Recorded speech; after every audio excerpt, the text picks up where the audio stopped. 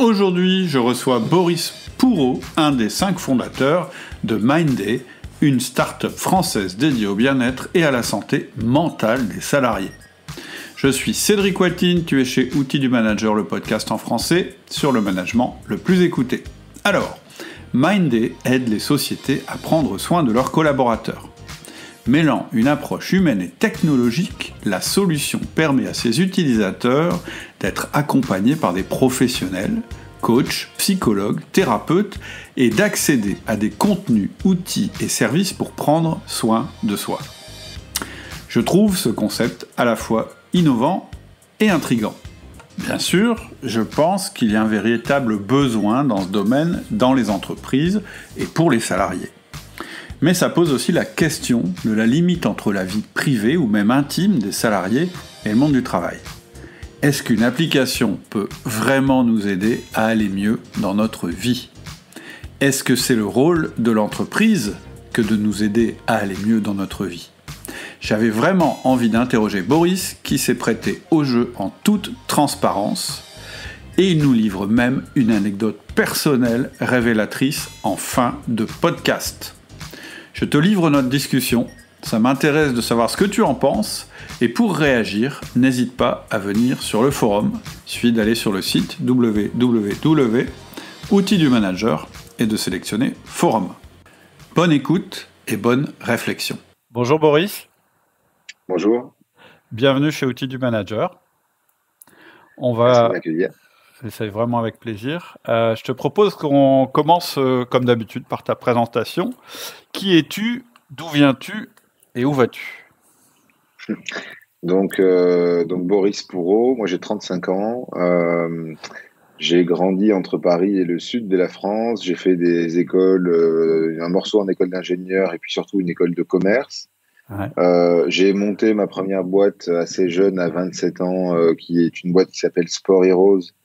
Donc, il y a une start-up dont la vocation est de promouvoir le sport au plus grand nombre et développer le bien-être des gens en utilisant l'activité physique et sportive. Mmh. C'est une aventure qui m'a occupé pendant 8 ans, qui a été une super aventure, super formation, et pleine de projets, de succès, d'échecs aussi, mais globalement plutôt de succès. Mmh. Voilà, c'est une boîte. On l'a commencé à deux fondateurs. On était presque 100 salariés quand j'en suis parti. On a cédé l'entreprise à la famille Decathlon. Et donc, je me suis occupé pendant 8 ans de réfléchir à comment aider les gens à aller mieux en utilisant notamment le sport et l'activité physique, qui est un de mes domaines de prédilection. Voilà, je suis fan de sport. J'ai fait beaucoup de sports différents et j'ai essayé de pousser la machine le plus possible en compétition, etc. Ah, d'accord. Dans quel sport ? Pas mal de sports différents, tennis, mais pas mal course à pied, vélo, triathlon, voilà. Sport d'endurance finalement, où je me suis le plus révélé. Mmh.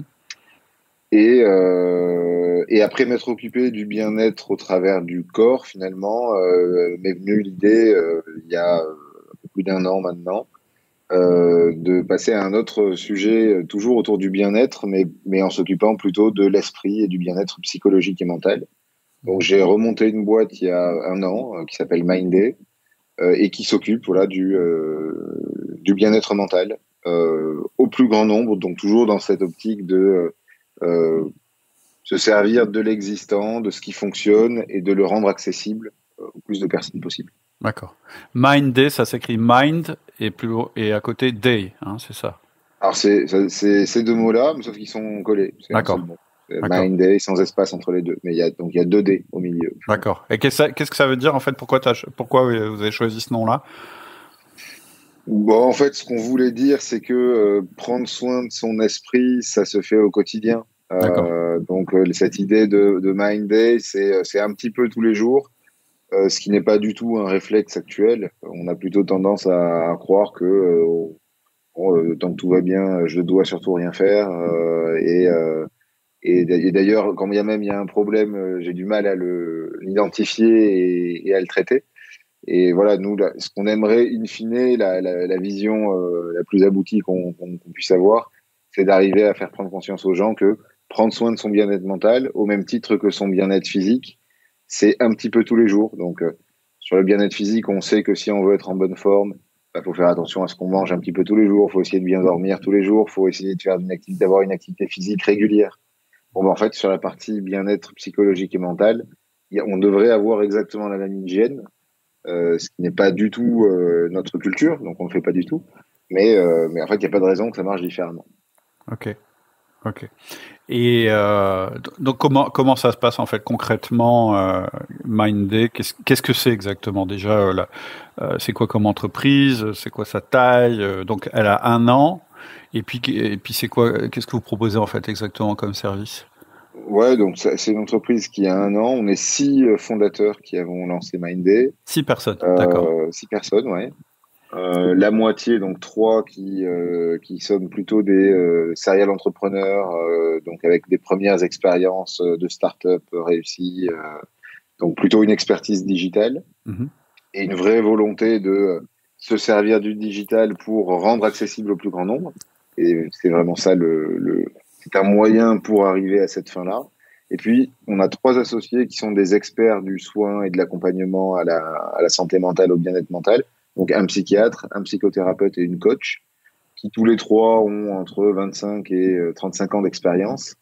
Donc, des vraies pointures sur leur sujet, avec une vraie renommée. Et en fait, c'est cette association de compétences qui nous a amené à construire Mindday dans l'idée d'accompagner qualitativement des gens sur des difficultés qu'ils peuvent rencontrer dans leur vie, en utilisant des outils qui ont fait leurs preuves. Et aujourd'hui, il y a plein d'outils en psychothérapie ou en coaching qui ont fait leurs preuves scientifiques. Et en utilisant justement des briques digitales et les leviers du digital pour rendre ça au plus grand nombre possible et le plus rapidement possible.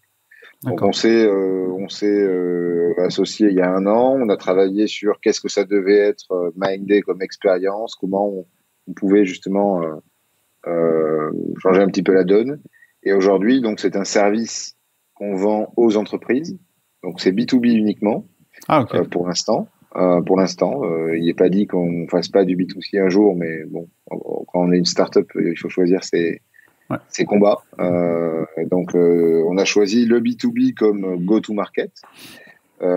Et donc, c'est une solution un petit peu tout en un, donc qui repose sur une base applicative, donc une appli web ou mobile, qui permet, une fois que c'est déployé en entreprise, pour les collaborateurs qui le souhaitent, d'avoir accès à des contenus sur toutes les problématiques qu'ils peuvent rencontrer dans la vie. Donc, ça peut être des problématiques pro, des problématiques perso, des problématiques de manager, mais ça peut aller sur des sujets de je traverse une crise de couple, je vis un deuil difficile, j'ai une question de sens, quel sens donner à ma vie. Donc ça mixe vraiment tout type de problématiques qu'on peut rencontrer dans la vie. Donc des contenus qui donnent déjà une bonne base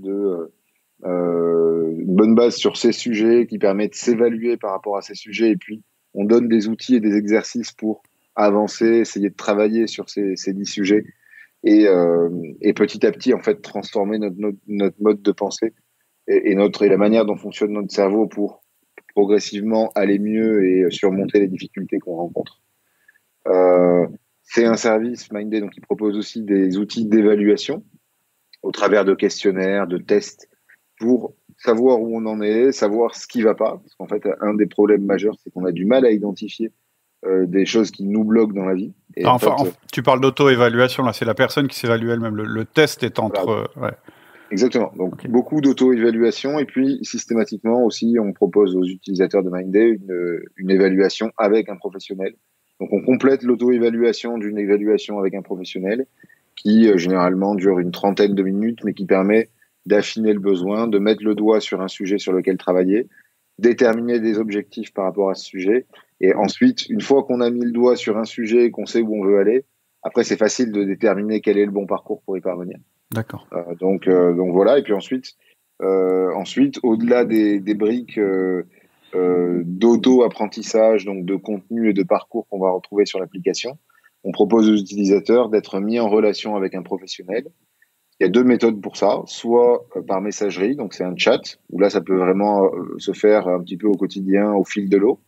Et puis, on peut organiser des séances avec un professionnel qui durent généralement 1 heure, qui se font en visio, mais qui permettent là vraiment de creuser un sujet, de faire un travail personnalisé, comme on le fait dans un cabinet de psychothérapie ou de coach. Et donc la particularité de Mindday, c'est qu'on a donc dans notre équipe de professionnels et des psychothérapeutes qui peuvent faire des psychothérapies et donc accompagner des utilisateurs qui ont des souffrances de fond qu'il faut soigner.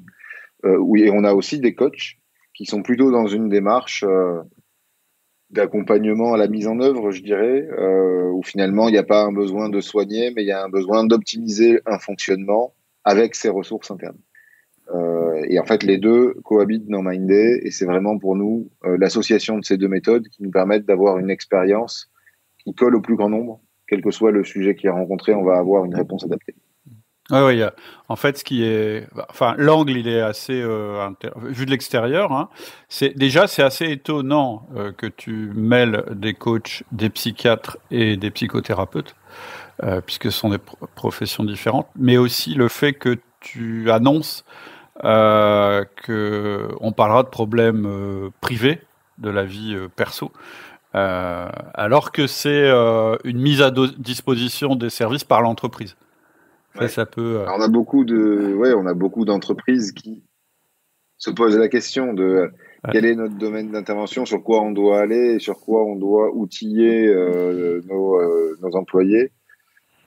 Et nous, en fait, la conviction qu'on a, c'est que on est des êtres uniques avec de multiples facettes dans nos vies, mais tout ça est indissociable. C'est-à-dire que quelqu'un qui traverse une crise de sens profonde ou une crise de couple, un divorce difficile par exemple, c'est impossible qu'il soit bien dans ses baskets au travail. Et c'est pas parce qu'il va passer la porte de l'entreprise le matin qu'il va oublier tous ses problèmes.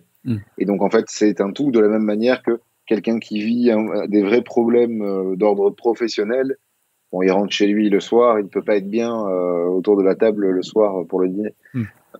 Donc on est un tout, et ça, il faut l'accepter. Je crois qu'on est dans une société de toute manière où plus que jamais tout est mêlé. Il n'y a plus vraiment de frontières.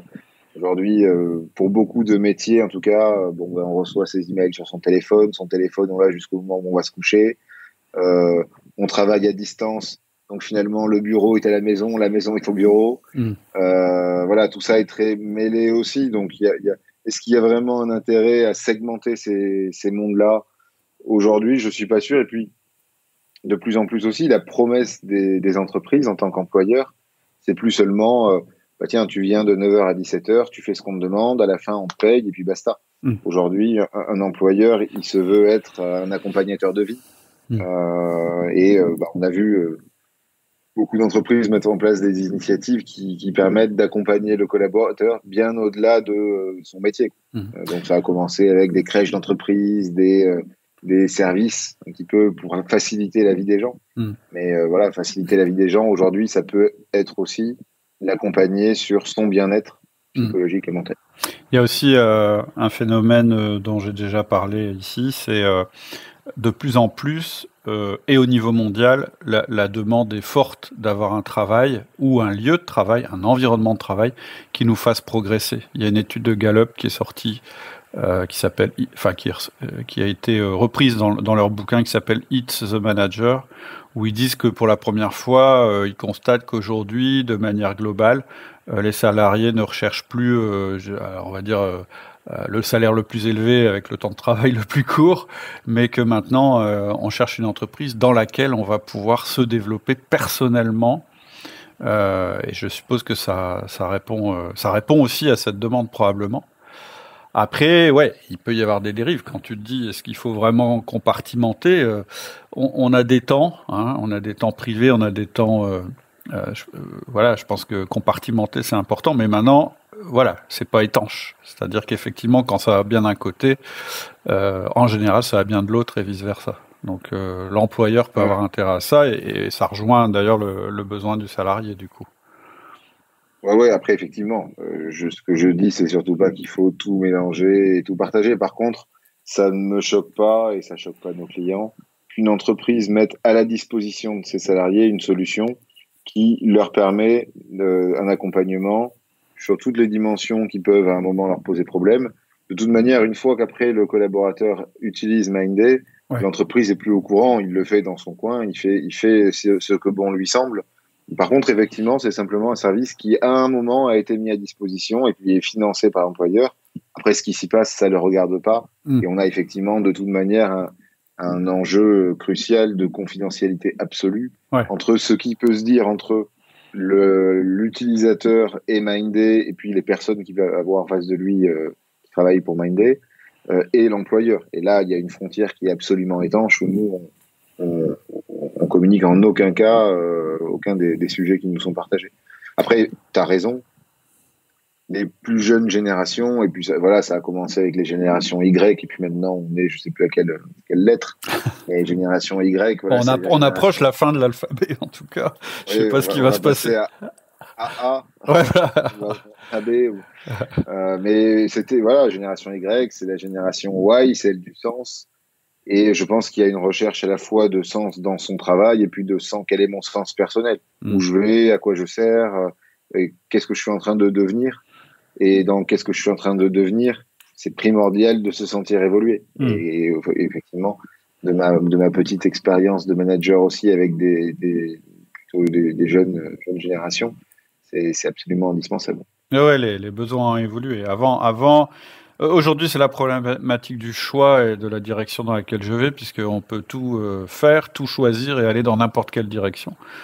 Donc, c'est sûr que dans une entreprise, c'est pas toujours possible. C'est pas toujours le même environnement que celui auquel on est habitué quand on commence à travailler. J'ai une question quand même par rapport. Effectivement, je partais du principe qu'il y avait une confidentialité, sinon ça peut pas marcher. Par contre, comment ça marche? Parce que globalement, déjà, en fait, ce qui m'intéresse de savoir, c'est quel type d'entreprise, quelle taille d'entreprise aujourd'hui utilise tes services.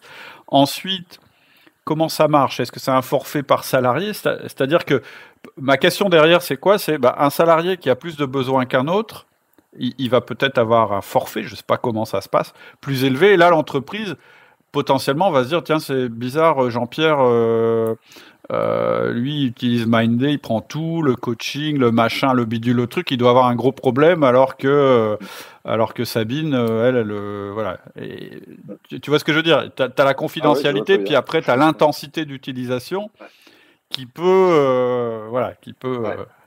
Alors nous, on a plusieurs formules qui permettent à des entreprises de déployer différemment Mindday, soit sur des populations cibles, qui ont été identifiées comme dans le besoin, soit, et c'est ce qu'on recommande, nous, idéalement, on propose aux entreprises de déployer sur toute leur entreprise. Donc effectivement, là, en fait, on ne sait pas de prime abord qui va utiliser ou qui ne va pas utiliser. Donc nous, on a des forfaits, on connaît, on a un certain niveau d'expérience, donc on connaît quand même quels sont les taux d'usage moyens, donc on sait à peu près quel va être le pourcentage de collaborateurs qui utilisent.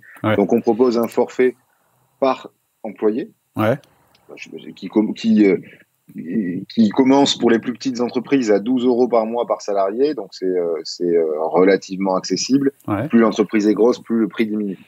Et en fait, l'entreprise du coup achète ce forfait et se dit, j'ai couvert 100% de mes salariés, quel que soit l'usage, quel que soit le besoin, tout le monde va pouvoir être pris en charge. Dans ce forfait-là, en fait, là où tu as raison, c'est que nous, on intègre 4 séances avec un professionnel dans ce forfait initial. Ensuite, et pourquoi 4 séances en fait? Parce qu'en moyenne, en France, un accompagnement en psychothérapie comme un accompagnement en coaching, la moyenne, c'est 3 séances. Donc on en ajoute une. Et normalement, en 4 séances, on peut déjà traiter un bon nombre de problèmes, un bon nombre de sujets. Après, il y a des gens qui rencontrent des problématiques qui sont plus importantes, qui peuvent avoir besoin d'un accompagnement un peu plus long. Et dans ce cas-là, nous, ce qu'on propose à l'entreprise qui souhaite participer à ces accompagnements un peu plus longs, on leur dit, vous achetez un pool de séances supplémentaires. Mettons, vous nous achetez 100 séances supplémentaires. Nous, on sait qu'on a ce pool-là. Et nos experts, qui font partie d'un comité thérapeutique et pour lesquels l'information circule, mais jamais en dehors, eux vont pouvoir, ils savent que l'entreprise a acheté un pool de 100 séances et vont pouvoir attribuer ces séances aux uns et aux autres. Mais l'entreprise, finalement, ne sait pas qui les consomme. D'accord. Dans ton exemple, Sabine ou Michel, je ne sais plus comment il s'appelait. C'était Jean-Pierre. Ou Jean-Pierre. Nous, on va effectivement peut-être à un moment se dire, bah, tiens, compte tenu de ce que rencontre Jean-Pierre, ça vaut le coup de lui attribuer 3 séances supplémentaires. Donc, on va aller piocher dans ce pool de 100 crédits de plus et on attribue à Jean-Pierre. Par contre, l'entreprise ne sait pas à qui on l'a attribué, donc il peut faire son travail tranquille, en étant sûr que personne n'est au courant de son problème. En gros, ils savent que telle population, les 50 personnes, ont utilisé X crédits, mais on ne sait pas qui a utilisé quoi, quand, etc. Exactement. Ouais. Nous, tous les reportings, ils sont collectifs.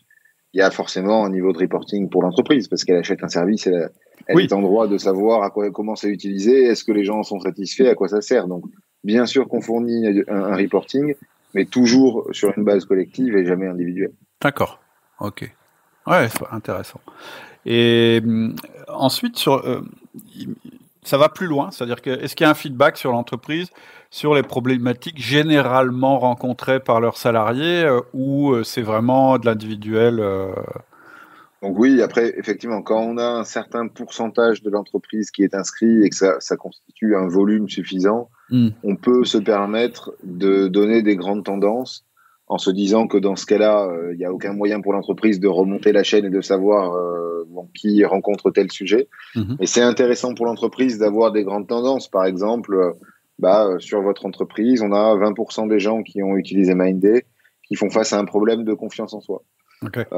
Et ça, du coup, ça peut amener l'entreprise à mettre en place d'autres dispositifs, d'autres outils pour, en se disant, tiens, il y a peut-être un problème effectivement de confiance en soi, peut-être qu'on manque de feedback, peut-être qu'on manque d'accompagnement des collaborateurs. Qu'est-ce qu'on peut mettre en place pour améliorer plus massivement ce sujet-là? Et là, ça sort de ton scope, ou c'est Mindday qui propose éventuellement des formations collectives ou des choses comme ça?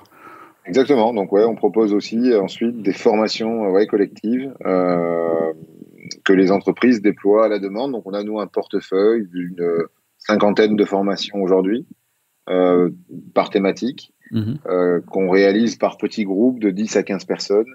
Et c'est des formations qui durent entre 2 heures et une demi-journée, mais qui permettent de faire autre chose que ce qu'on fait en individuel. Et c'est assez puissant parce que c'est d'autres leviers, c'est d'autres manières de former finalement et d'accompagner ou de prendre conscience de certaines choses.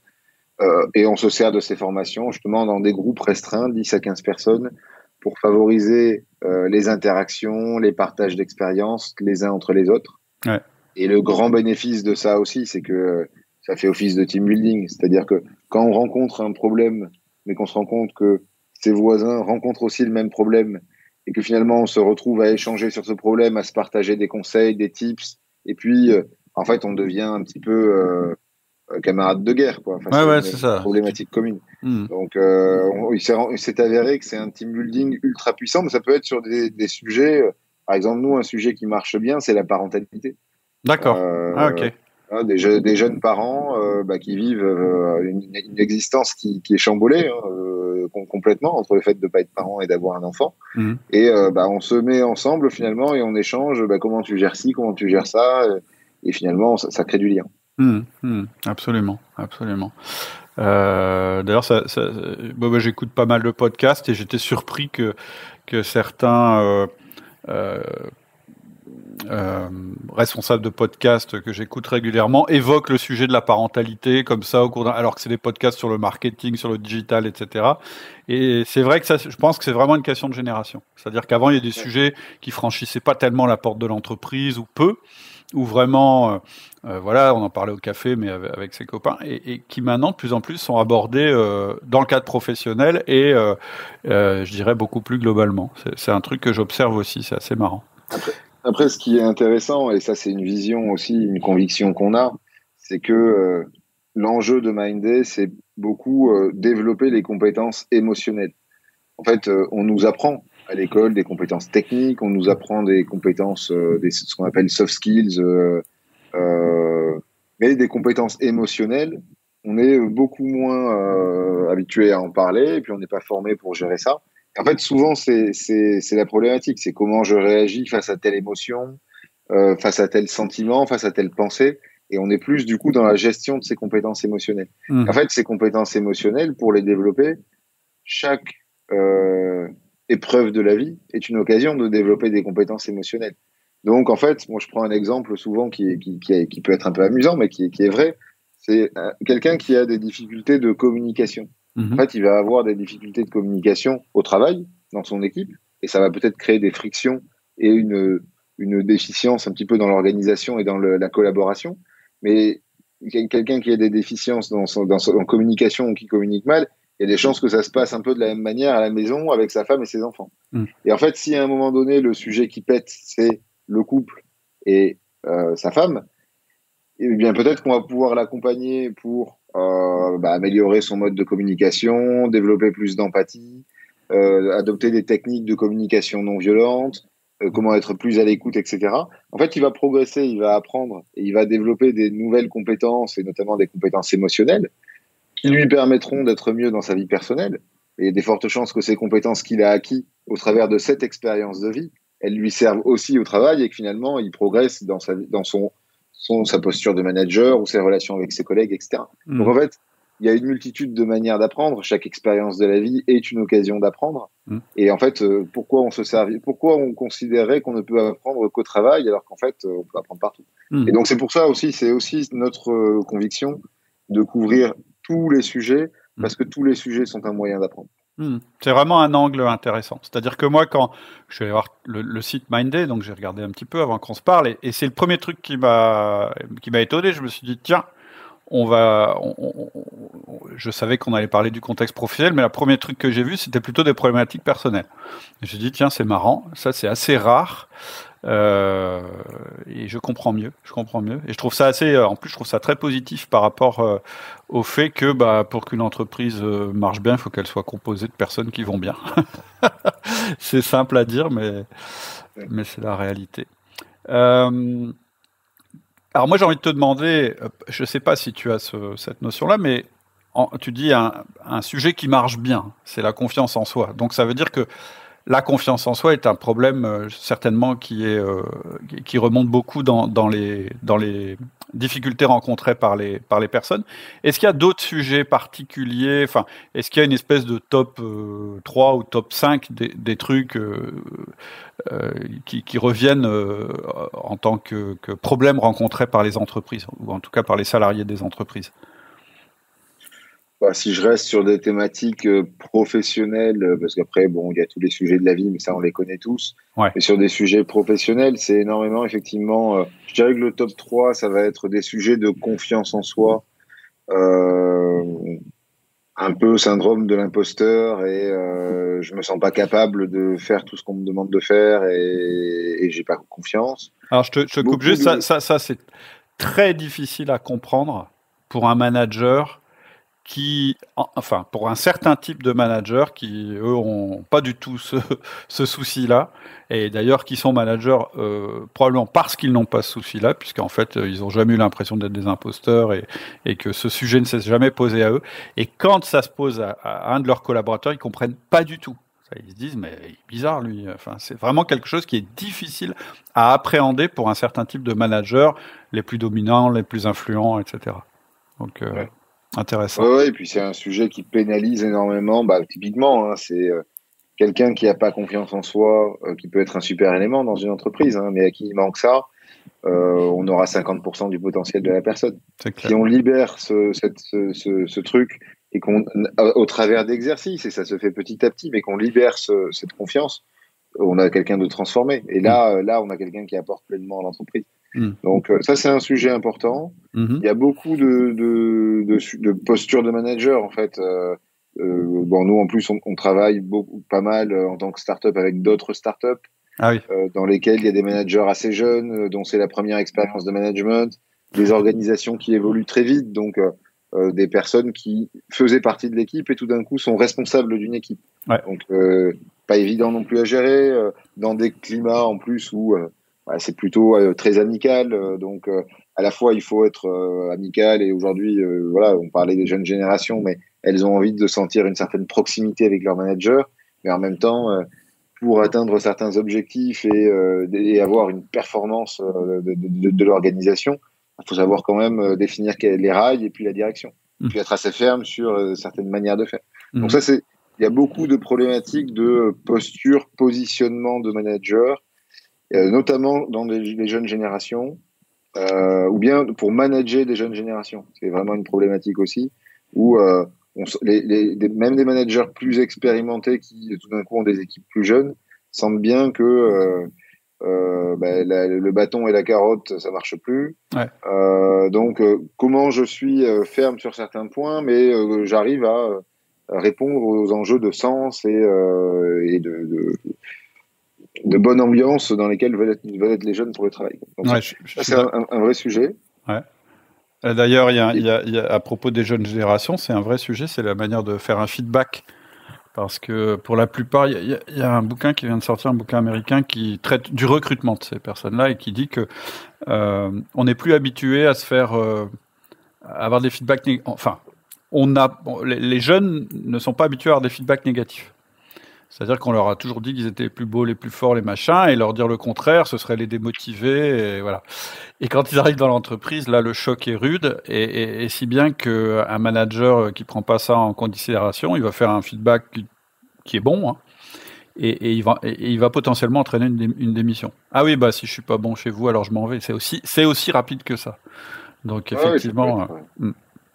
Petite anecdote, j'ai discuté avec une collaboratrice il n'y a pas longtemps qui me disait qu'elle avait hésité à rejoindre l'entreprise parce que pendant l'entretien, je lui avais posé la question, je lui avais dit on avait prévu sur ce poste de recruter quelqu'un d'un peu plus expérimenté, bon, t'es un peu plus junior, comment tu vois la chose, comment tu imagines pouvoir rapidement monter en compétences, etc. Donc c'était une remise en question qui était assez light, hein, ouais. Mais pour elle c'était une désapprobation en quelque sorte. Le fait que tu me mets déjà en porte-à-faux, quoi, en quelque sorte. Ouais. Et donc voilà, c'est bon. Au final, on l'a recruté et heureusement. Mais c'est marrant, ouais, de voir, même dans des phases comme ça, bon, c'est normal de challenger lors d'un entretien, par exemple. On peut avoir ce type de feedback et d'attentes qui sont assez éloignés de ce qu'on aurait pu avoir il y a encore quelques années, quelques décennies. Et effectivement, il faut le détecter à l'entretien parce que si c'est pas détecté, ça risque de faire un clash plus tard. Et là, malheureusement, la personne était déjà dans la place, quoi. Donc ça. Ouais, moi j'entends beaucoup parler de ça aussi. Voilà. Après, dans les sujets importants, il y a beaucoup en ce moment les sujets de l'équilibre de vie pro-perso et de la gestion du télétravail. Qui se pérennise finalement post-crise et il y a beaucoup de gens en fait qui se sont adaptés pendant 1 an et demi, 2 ans et bon voilà, adaptés un peu sous perfusion, on tient et on se débrouille. Mais maintenant que ça semble se pérenniser, se pose la question de quel rythme et quelles règles je me fixe pour quand même avoir une vie perso et puis une vie pro et mettre la limite et voilà. Ça, c'est un sujet qui est souvent sollicité. Qu'est-ce qu'on a d'autre ? Tu dois avoir. Vous avez créé, en fait, pendant la crise du Covid, en réalité. Oui, exactement. Ouais. Donc, en fait, tu dois avoir beaucoup de problématiques, effectivement, liées au Covid, probablement. Qui se traduisent concrètement par ça, par ce côté. Gestion de vie pro-perso, isolement, travail à la maison, voilà, équilibre de vie entre les deux, beaucoup autour de ça. Et non, si après le sujet important qu'on trouve souvent, c'est la recherche de sens, la quête de sens. Ouais. Voilà, des gens qui trouvent peut-être moins de sens dans leur quotidien, dans leur travail. Et donc dans ce cas-là, c'est un accompagnement soit à se poser vraiment des questions de est-ce que je suis au bon endroit et est-ce que je fais bien quelque chose qui fait sens ? Mais souvent, ça se traduit simplement par comment je peux trouver du sens dans mon quotidien. Parce qu'en fait, c'est parfois des gens qui sont coupés du sens du quotidien et il n'y a pas forcément besoin de changer pour en trouver. Il y a simplement besoin de se rendre compte de certaines choses, de pourquoi on est là et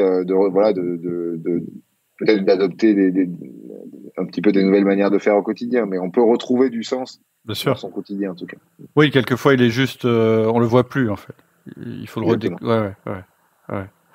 Ok. Concrètement, qu'est-ce que... je ne sais pas si c'est mesurable, hein, mais en termes de résultats, un tel service, qu'est-ce que ça peut apporter au manager? Je parle pas forcément. Enfin, il y a deux volets, hein. Le manager en tant que manager, lui perso, qu'est-ce que ça peut lui apporter? Mais qu'est-ce que ça lui apporte de proposer ce service à son équipe? Est-ce qu'il n'y a pas des risques aussi d'ailleurs? Parce que bon, voilà, moi je côtoie plein de types de managers. Il y en a qui vont dire ouais, mais si tous ils prennent énormément confiance en eux, qu'ils trouvent tous du sens, est-ce que ça me met pas moi en danger, etc., etc. Ah bah déjà, on incite les managers à faire le même exercice pour D'accord. même progresser. Mais le feedback le plus courant un peu qu'on a, c'est oui, mais nous, on a déjà des managers qui sont très proches des équipes et qui sont capables de comprendre quand quelque chose ne va pas bien et qui sont un partenaire en quelque sorte déjà un peu coach de leur équipe. Et à ça, moi, je réponds souvent déjà, c'est top. C'est la première ligne. Nous, d'ailleurs, on a une formation aussi qui marche bien, qui est formation au premier secours au bien-être mental. Et typiquement, c'est une formation qui est faite pour des managers pour savoir quelle posture adopter quand on détecte des signes avant-coureurs de quelqu'un qui va pas bien. Voilà. Que je peux faire. Je suis la première ligne. Quelles sont les bonnes attitudes à avoir et qu'est-ce que je peux faire?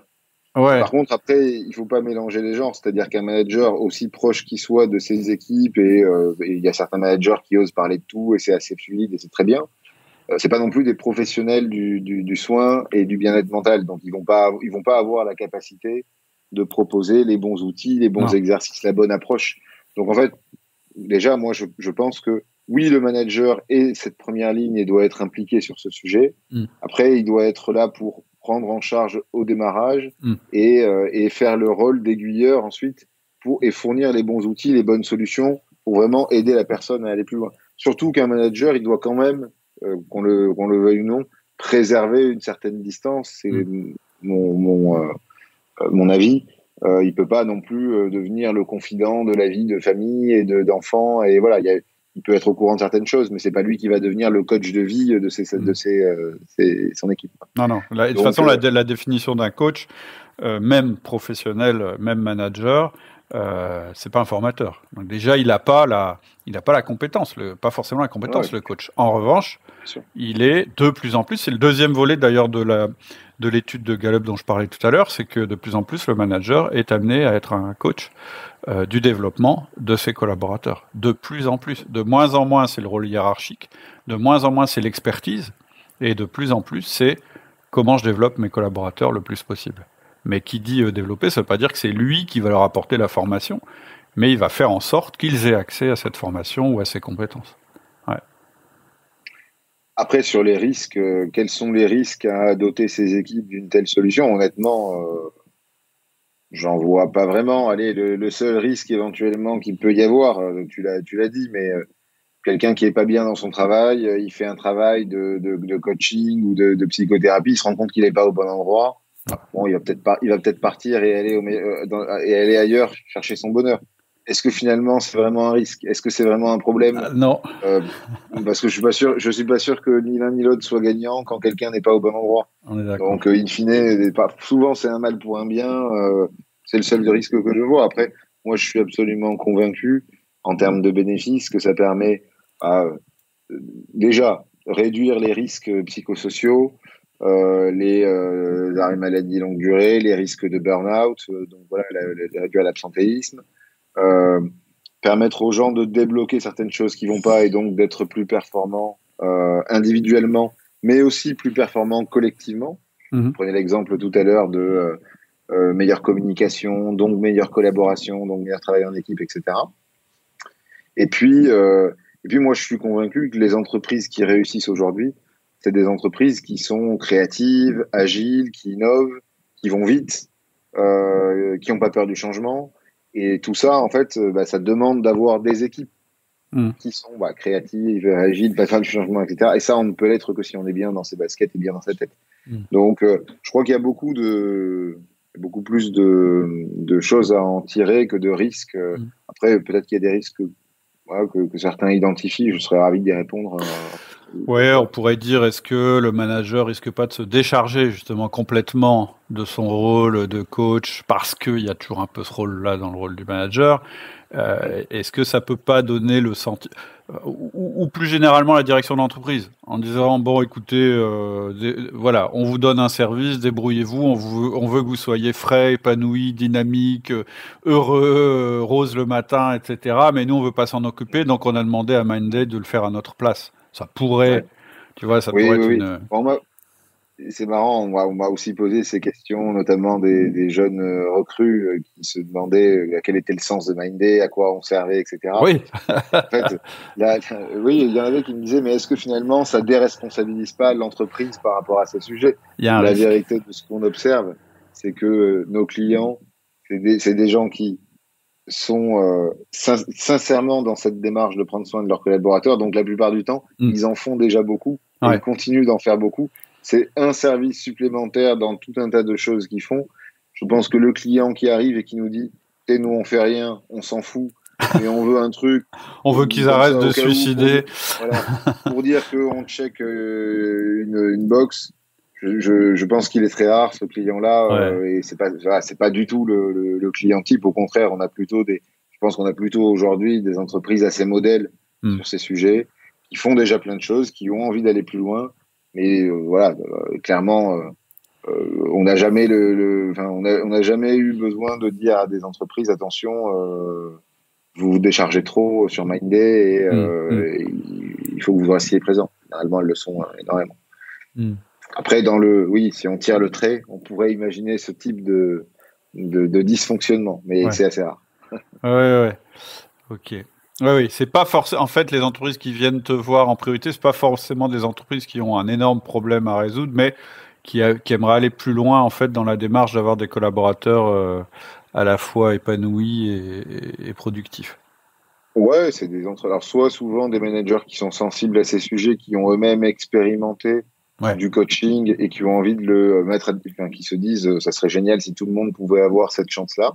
Donc, nous, c'est vraiment notre mission sur la partie coaching ou sur un aspect plus psychothérapie qui ont eux-mêmes fait une psychothérapie et qui ont appris sur eux-mêmes et qui ont ça leur a permis de débloquer plein de choses. Donc voilà, cette sensibilité-là en se disant si ça m'a fait du bien, je pense que ça peut faire du bien aux autres. Soit des entreprises, beaucoup qui sont à la recherche d'une hyper-performance et qui se disent en fait cette hyper-performance, elle ne sera possible que si tout le monde est top, tout le monde va bien.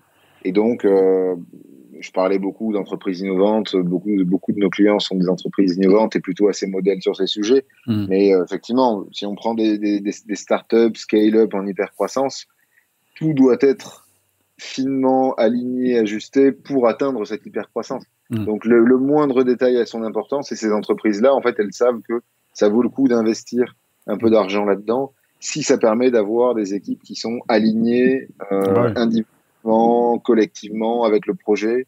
Et après c'est parti, quoi. Ça réduit énormément la friction de communication qui est souvent, de toute façon, le coût caché de l'entreprise, en fait. Celui qu'on voit pas, mais tous ces moments où on se comprend pas, où on n'est pas en forme, où on est en colère, où on est, etc. Ouais, c'est clair. Et alors, exactement. Tu me disais que, peut-être pour conclure, tu me disais que en off, je t'avais demandé un petit peu ce qui t'avait un petit peu intéressé dans ce sujet, et tu m'as raconté une anecdote personnelle que je trouve assez intéressante. Est-ce que tu veux en faire profiter nos auditeurs? Oui, moi-même en tant que chef d'entreprise, j'ai mon expérience du management. Donc moi, c'était assez jeune où j'ai commencé à être manager. J'ai créé ma première boîte à 27 ans. Et à 28 ans, on était 35 dans l'entreprise. Donc on a très vite grossi en un an finalement. Donc en un an, je manageais personne. Puis j'avais en plus jusqu'à 35, j'avais tout le monde en direct. Donc c'est le truc qu'il ne faut pas faire en tant que manager, définir une limite où au bout d'un moment il faut déléguer une partie du management. Mais bon, on apprend en faisant. Et oui, 27 ans à monter ma première start-up avec beaucoup de croissance, beaucoup de recrutement, des fonds d'investissement, une certaine pression de l'extérieur ou interne que je me mettais moi-même. Du coup, j'étais, je pense, un très mauvais manager. Très sous pression moi-même et à rendre cette pression aux équipes et à être très stressant dans les délais, les projets, les feedbacks clients que je livrais tel quel, sans filtre, sans rien. Donc et puis un peu brutal aussi, je dois avouer, peut-être dans mon mode de management à l'époque. Probablement très énergique, mais voilà, qui prenait pas beaucoup soin. Et puis, bon, déjà, ça m'a beaucoup questionné à ce moment-là parce que ça me rendait pas heureux dans mon quotidien d'être ce manager un peu dépassé finalement et qui n'était pas capable de canaliser tout ce qu'il recevait pour le redistribuer positivement aux autres. Là, j'étais un tuyau branché entre ce qui m'arrivait et ce qui en ressortait, et puis je faisais pas trop de filtres. Mais oui, assez malheureux. Donc moi-même, j'ai fait un travail de coaching à cette époque-là en me disant il y a peut-être des choses à améliorer, à optimiser. Ça a coïncidé avec un moment où le premier salarié de ma précédente entreprise, donc c'était Sport Heroes, ça date de 2014, le tout premier salarié qu'on avait recruté m'annonce qu'il démissionne, et m'annonce qu'il démissionne notamment parce que il en peut plus, quoi. Il me dit il y a trop de pression et puis t'es assez comment dire, oui, véhément dans la manière dont tu communiques et dont tu drives un peu tout ça avec nous. Et moi, j'en ai ras-le-bol, quoi. J'en ai marre, je m'en vais.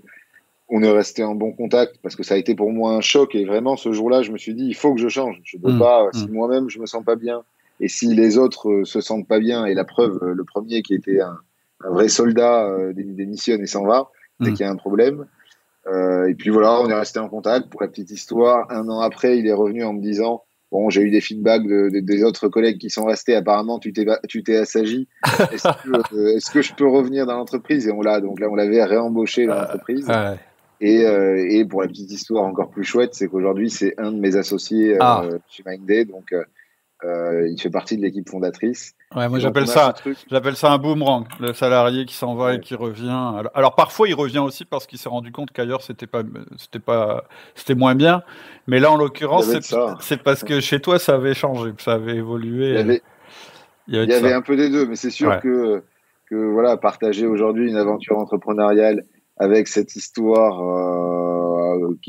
qu'on a partagée tous les deux, c'est assez marrant et c'est assez représentatif d'aujourd'hui la mission de notre entreprise. Ouais, c'est vraiment intéressant. Et puis l'autre truc à retenir, je pense qu'effectivement, moi souvent les managers tyranniques ou qui donnent l'impression comme ça de jouer les chefs ou d'être des tyrans, en fait quand on les interroge profondément et qu'on essaie de comprendre ce qui se passe chez eux, c'est pas des pervers, ils sont pas nés, c'est pas ce qu'on appelle les pervers narcissiques, c'est plutôt des gens qui sont dépassés, débordés, fatigués, et en fait qui n'ont pas réussi, qui savent pas forcément comment faire autrement, parce que typiquement la personne qu'on catapulte manager qui n'a pas forcément été formé et qui n'a pas forcément les bons réflexes, la voie un peu caricaturale en quelque sorte, c'est de devenir le chef assez autoritaire, quoi. Ouais, c'est clair. Et donc il y en a plein qui se mettent dans cette posture-là, qui en souffrent énormément parce que ça leur convient pas, mais qui savent pas comment faire autrement. Et qui l'ont peut-être vécu eux-mêmes d'ailleurs auparavant. Exactement. Et donc qui reproduisent le schéma. On reproduit ce qu'on connaît, c'est clair. Et du coup, c'est là que c'est hyper important pour soi et pour les autres de faire un travail et de se dire, ok, comment je peux faire autrement? Mais comment je peux faire autrement? Il y a certaines personnes qui arrivent à se poser la question et à trouver des réponses tout seuls, et puis d'autres qui ont besoin d'avoir un partenaire pour faire un ping-pong intellectuel sur ces sujets-là. Moi, de mon expérience, je sais qu'être accompagné par un coach ou un psy, ça fait gagner énormément de temps pour répondre à ce genre de questions. Et puis il y a moins de casse, c'est-à-dire que tu n'apprends pas par le terrain. Et quand tu apprends à être manager sur le tas, comme on dit, tu fais du dégât. Et quelquefois, c'est des dégâts irréversibles. En matière humaine, revenir en arrière après avoir tyrannisé une équipe, c'est très très compliqué. Vaut mieux avoir été conseillé avant. Et puis, dans ce que tu décris, il y a aussi le fait que en 1 an, tu sois monté à plus de 30 personnes en direct. C'est impossible, 30 personnes en direct. Le seuil, il est à peu près à des cellules de travail maximum 10 personnes, quelquefois, ou 8 personnes, plus de 8 personnes, quelquefois 10. Mais du coup, tu dois devenir manager de manager, et ça aussi, ça s'apprend. Donc, ouais, je crois que c'était le fondateur le fondateur d'eBay qui disait la limite, c'est de pouvoir partager 2 pizzas tous ensemble. Ah oui, je crois que c'était Bezos, moi. Je croyais que c'était. Bezos, peut-être. Ouais, c'est ça. Oui, c'est vrai. Ouais, c'est ça. Mais c'est clair, c'est à peu près ça. Hein. Bien managé, c'est 8 personnes max. Donc voilà, quand t'es 30, il te manque des échelons, quoi. Ouais. Ok. Écoute, Boris, merci beaucoup pour ce partage. Et puis, franchement, bravo pour l'initiative. Je connaissais pas du tout ce genre de service. C'est la première fois que je vois ça. Comment? Alors, évidemment, il y a le site. Vous tapez Mindday sur Google et vous verrez, c'est très très bien présenté. Même si au départ, moi, ça m'a surpris le fait que ça aborde des sujets perso. Je me suis dit, je suis peut-être pas sur le bon site, mais finalement, absolument oui. Est-ce qu'il y a d'autres, si on veut en savoir plus, qu'est-ce que tu peux conseiller aux auditeurs? Oui, en tout cas, le site Mindday. Sinon, moi, je suis présent sur les réseaux sociaux, sur LinkedIn, par exemple. Donc, n'hésitez pas à me contacter directement. Ok. Et puis, voilà, après, pour ceux qui ont envie d'en savoir plus, on peut facilement vous présenter ça plus en détail, concrètement, comment ça s'implémente. C'est assez facile, en plus. Donc, avec plaisir. Mais les services, en tout cas, si on est intéressé à titre perso, pour l'instant, les services, c'est via l'entreprise. Hein. C'est B2B, ouais. Ouais, le modèle est B2B. Ok. Merci beaucoup. Merci beaucoup, Cédric, pour l'invitation. C'était avec un grand plaisir, puis je te souhaite une formidable réussite. C'est très chouette ce que vous faites. Merci beaucoup. À une prochaine. Toi aussi, bonne continuation. Merci. Au revoir. C'est tout pour aujourd'hui. J'espère que ça t'a plu. Si tu veux échanger, si tu veux discuter avec moi, avec les membres du forum sur ce sujet, eh bien, n'hésite pas à nous rejoindre. Il y a un sujet spécifique qui correspond à ce podcast.